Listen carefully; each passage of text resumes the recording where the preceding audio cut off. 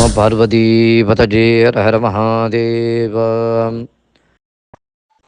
எல்லோருக்கும் வணக்கம். மணிகண்ட குருக்கள் பேசுகிறேன். எல்லாம் உள்ள எம்பெருமான் கற்பகாம்பிகுடனாகிய பஞ்சாட்சரேஸ்வரர் அக்னீஸ்வரர் சுவாமியுடைய பரிபூர்ண அனுகிரகத்தினாலே நமது ஆலயத்தில் இப்போ நடந்து கொண்டு இருக்கிறது பித்ருபக்ஷம் அப்படிங்கிறது. பித்ருபக்ஷம் அப்படிங்கிறது நம்முடைய முன்னோர்கள் பிரார்த்தனை செய்யக்கூடிய இந்த 15 நாட்கள். பக்ஷங்கிறது இந்த 15 நாள்.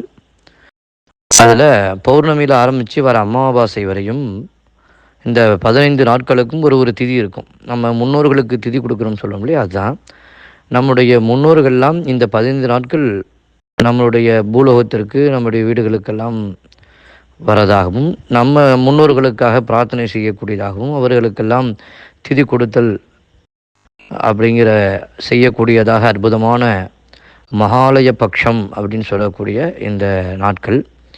இந்த நாட்களில் பார்த்திங்கன்னா பிரதமை, துதியை, திருதியை, சதுர்த்தி, பஞ்சமி, சஷ்டின்னு ஒவ்வொரு திதிகள் இருக்கும்.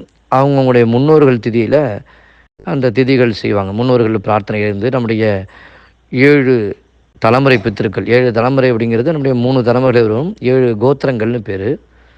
அந்த கோத்திரங்கள்ங்கிறது சில பேர் புரியாது. இப்போ எப்படின்னா, நம்ம அப்பா அம்மா இருக்காங்கன்னா அப்பா அம்மாவுடைய கோத்திரம், அம்மாவுடைய சந்ததிகள் தாய் மாமா, அதுமாரி அப்பாவுடைய சந்ததிகள் அத்தை வீட்டுக்காரர் மாமா, அந்தமாரி நம்முடைய மனைவி இருக்காங்கன்னா மனைவியுடைய சொந்தக்காரங்கள், அடுத்ததாக தங்கை இருக்காங்க இல்லை அக்கா இருக்காங்கன்னா அக்கா வீட்டுக்காருடைய சொந்தக்காரங்கள், அப்படி தங்கை இருக்காங்கன்னா தங்கை வீட்டுக்காருடைய சொந்தக்காரர்கள்.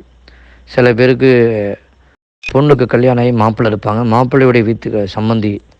இப்படி அவங்களுடைய சொந்த பந்தங்களில் எந்த முன்னோர்கள் எப்படி இறந்திருந்தாலும் அந்த முன்னோர்களுக்கு பிரார்த்தனை செய்து திதி கொடுக்கக்கூடிய நாள் தான் இந்த மகாலய பட்சம்.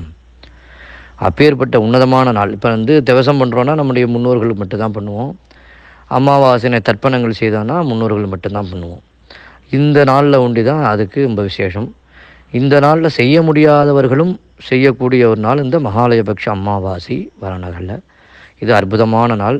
நம்முடைய முன்னோர்களுக்கெல்லாம் பிரார்த்தனை செய்யக்கூடிய நாள். அதனாலே வீட்டில் எல்லோருமே வருகின்ற அமாவாசை புதன்கிழமை 2ஆம் தேதி வீட்டில் எல்லாருமே தீபம் ஏற்றி வச்சு முன்னோர்களை பிரார்த்தனை பண்ணணும். வீட்டு பூஜை ரூமில் இல்லை, வெளியில்.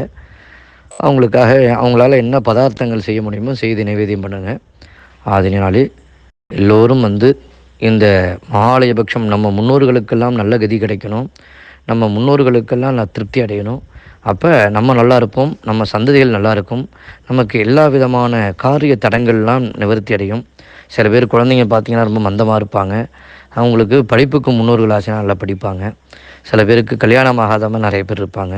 அந்த கல்யாணம் ஆகாதவங்களுக்கு நல்ல புத்திர பாக்கியம், நல்ல கல்யாண பாக்கியத்தை கொடுப்பாங்க.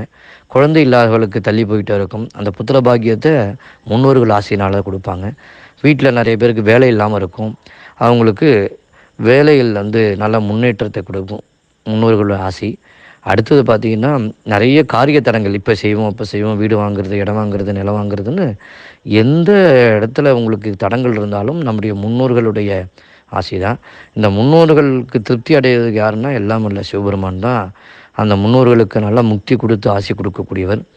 நமஸ்காரம்.